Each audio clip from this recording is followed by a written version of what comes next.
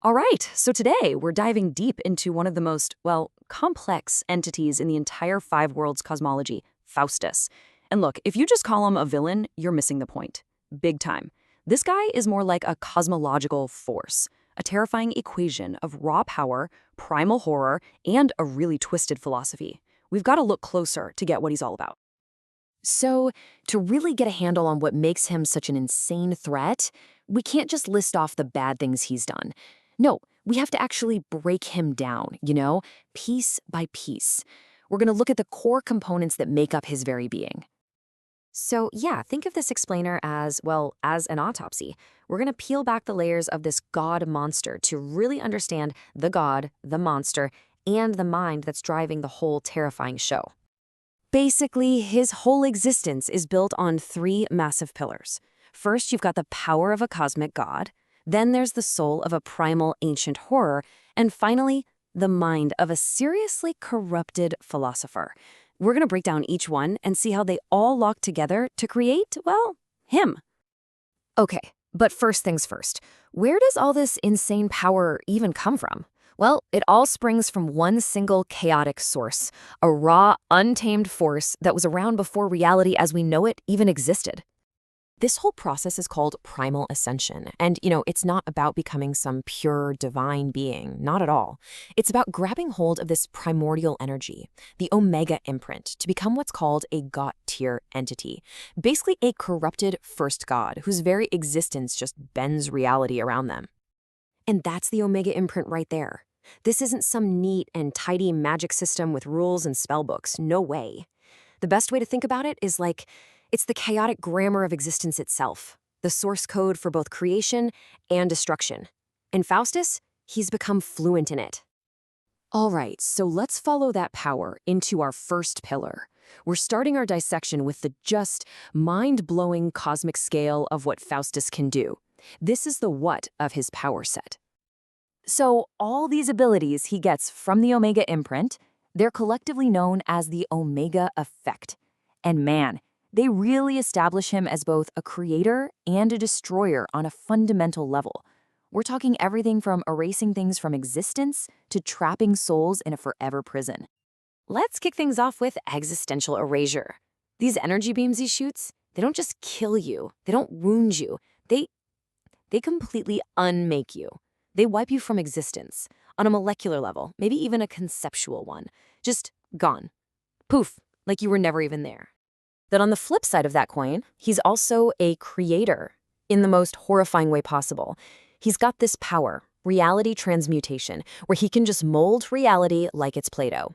He can create classic monsters, we're talking giant flesh constructs, shadow-walking vampires, and he does it with nothing more than a thought.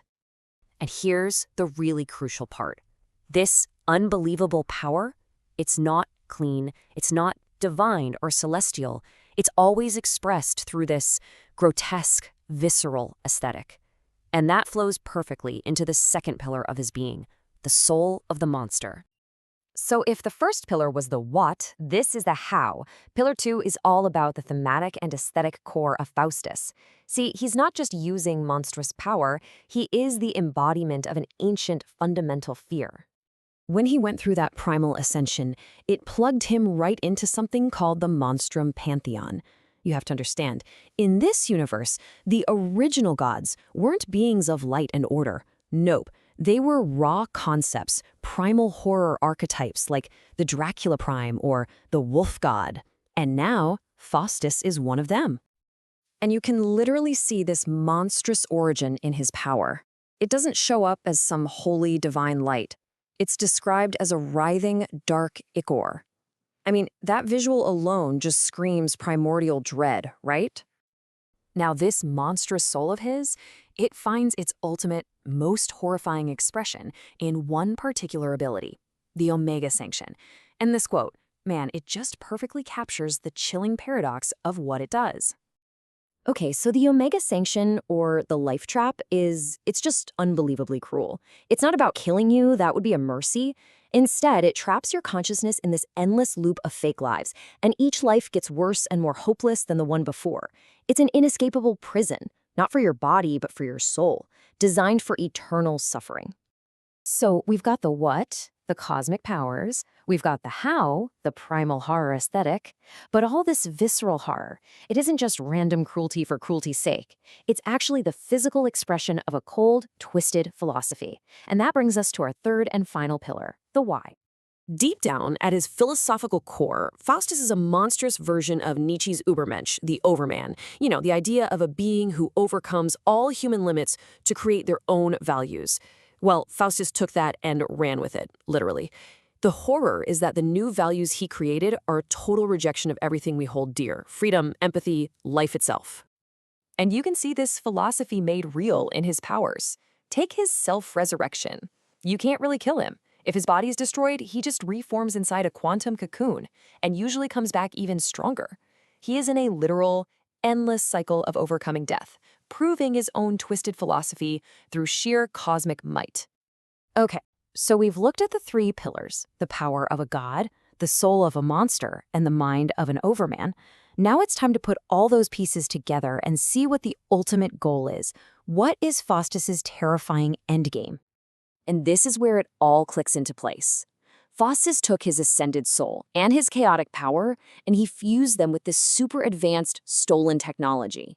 In doing so, he completed what some ancient texts call the Trinity of Existence, a perfect, or maybe I should say unholy, fusion of machine, soul, and chaos. This created the completed old gods, and basically set the stage for his final, horrifying plan. So what is that ultimate ambition? It's so much bigger than just ruling the universe. He wants to become the universe. His endgame is to force a brand new reality into existence, a fifth world. And in this new reality, free will just doesn't exist. Every single living thing would just be a conscious extension of his own will, a cosmic puppet show where he holds all the strings. And his plan to get there: he's going to merge the raw, monstrous power of the first world, all those ancient horror archetypes, with the cold, logical perfection of his machine god form from the third world. He's going to smash them together, and in the process, our reality will just collapse, making way for his. Which really leaves us with one final, chilling question that sums up the entire threat of Faustus. I mean, think about it. A primal monster is one thing. A cold, calculating machine god is another. But what in the world happens when you unleash the ancient horror of the first with the cold, perfect, inescapable logic of the second?